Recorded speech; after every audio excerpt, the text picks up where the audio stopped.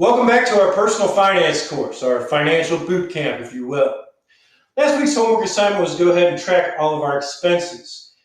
From there, we were not only supposed to track a week of expenses, but a 3-month average. That way we could identify different trends occurring.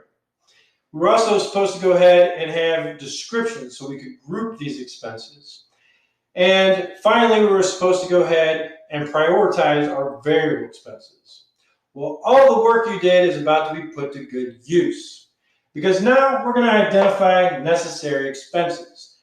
What is a necessary expense? A necessary expense is anything that is a fixed expense. And that, of course, is your mortgage or your car payment or student loans. Essentially, it's anything that has a contract associated with it. Why is that so important? Because if a contract was signed, there is always financial ramifications if you don't pay that expense. Car gets taken, wages get garnished in the future. House you get booted out of, wages once again garnished in the future. There are consequences to not paying fixed expense. So we need to make sure we categorize that as a necessary expense, something that gets covered. We also need to recognize necessary variable expenses. And what is a necessary variable expense? Food. Food is a prime example of a necessary variable expense. How? You're not going to pay the same amount every month when you go grocery shopping. It's just not possible. Why? Because you don't eat the same thing. Maybe one week you're getting cheesecake for dessert. Another week you're focusing on only chicken and vegetables. Another week you decide to do a lean cuisine diet. Another week you go ahead and get pasta. You have different tastes. You change up what you eat. And there's always going to be a certain variance in that. And that's why we did the 3-month rolling average. Because we can identify roughly what we're going to spend in groceries every month. Those are necessary expenses. Everything else is a discretionary expense. Now, when it comes to creating budgets, there's really 2 different ways it's done: the traditional model and the new model. Now, the traditional model is supposed to be income, then necessary expenses, then discretionary expenses, and then financial security. But what ends up really happening in that? It usually becomes income, discretionary expenses, necessary expenses, and then financial security. And financial security being savings and 401k. Why does this occur? Pretty simple. People spend to what they make. For some reason, we all have this thing inside of us that wants us to keep up with the Joneses, to go ahead and have the newest iPhone, to have the nicest belt, to have the best watch, to have all these glamorous symbols, because we want to be liked. And a lot of times we feel like possessions is what gets people to like us. We want attention, and those are the things that help us get that attention. So what ends up occurring? Well, let's say our jar is income, right? That's what our income can afford. What ends up happening is you fill it with sand, and then marbles, and then rocks. And of course, your sand is your discretionary expense. And like I said, you end up filling that first. Even though you're supposed to be doing necessary, almost everyone starts to do discretionary expenses first, because those are the things we like. And if it's something we like, then obviously we prioritize it first. In fact, I'm sure some of you even have variable expenses that you have as a higher priority than you have as your fixed expenses right now. So you fill up the sand first, you have marbles after that, and then you're going ahead and working on your financial security, right? Which is your rocks, your foundation. But if you take the new approach, you have the income. Now, I'm Christian, so I do tithing. I pay 10% right off the get-go. Then necessary expenses. Then my emergency fund. Now, my emergency fund is everything that would cover necessary expenses, right? Everything that I have to have in order to survive for a month. Now, if I already have a month in line, I want to go ahead and do 3 months and 6 months, just in case it's a detrimental emergency.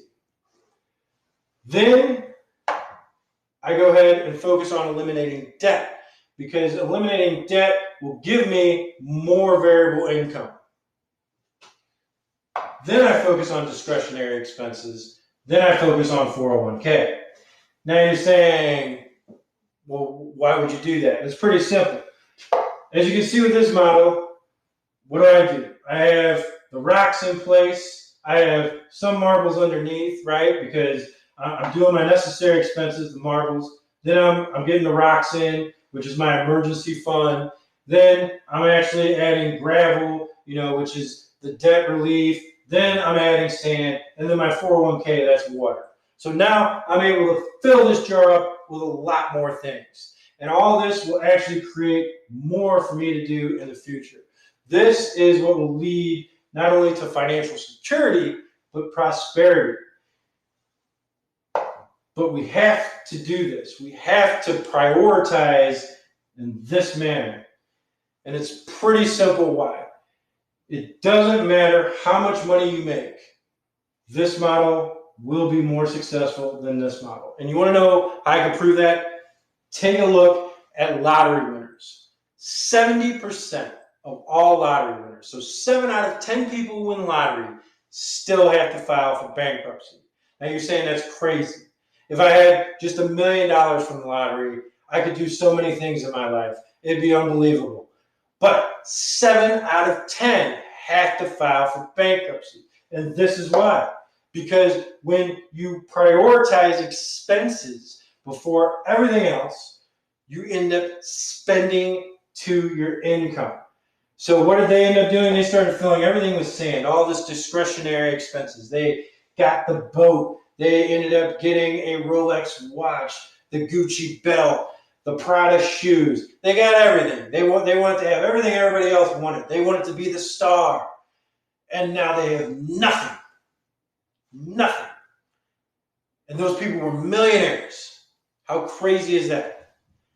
But if you use this model, you'll be fine.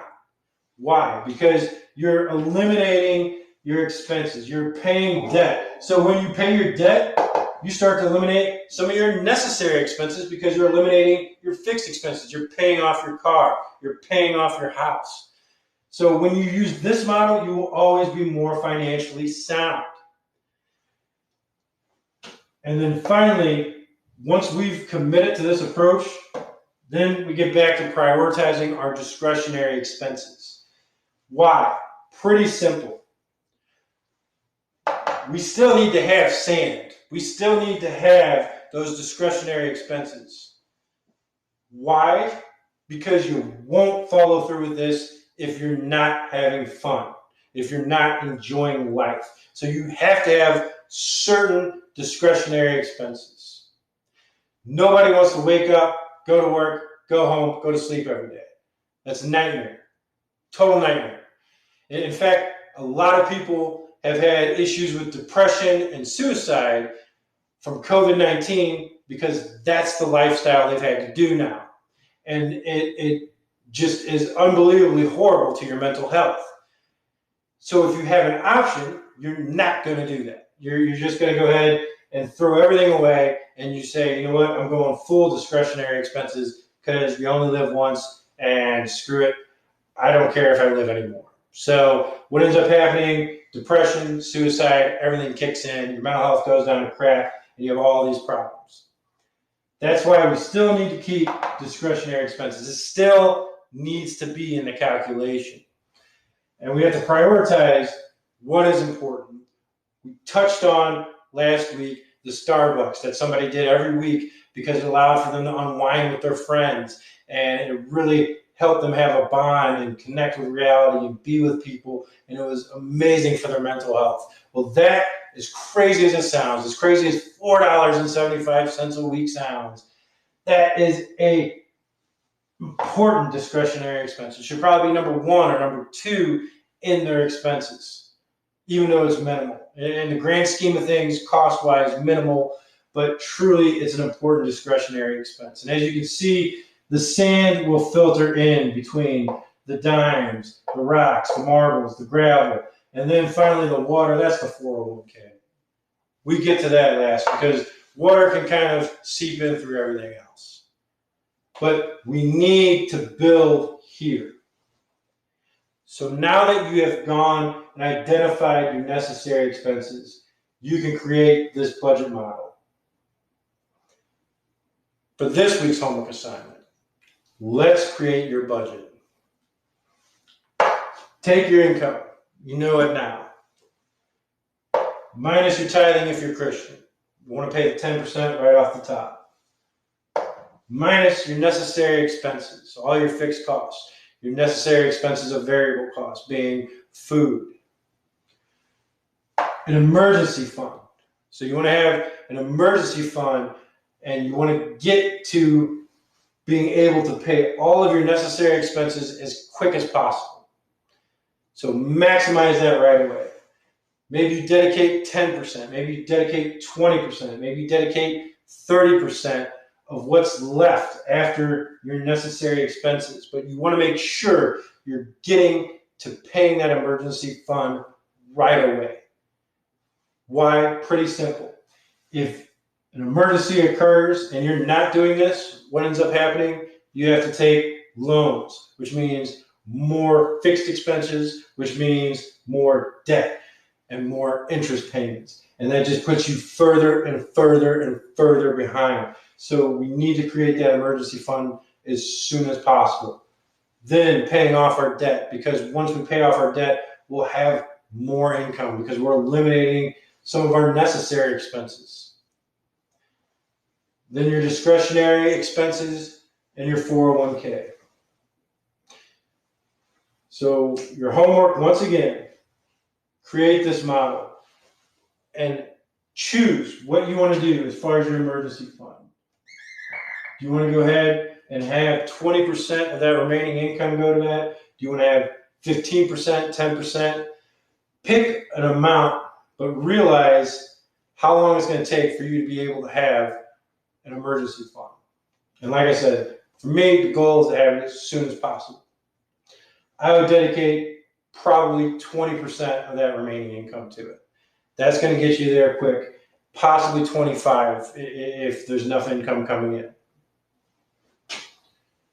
Recognize your debt. And what I mean by debt is anything you're going to have to continually pay on, your mortgage, your car payment, your student loans, and we need to go ahead and start identifying what that debt is.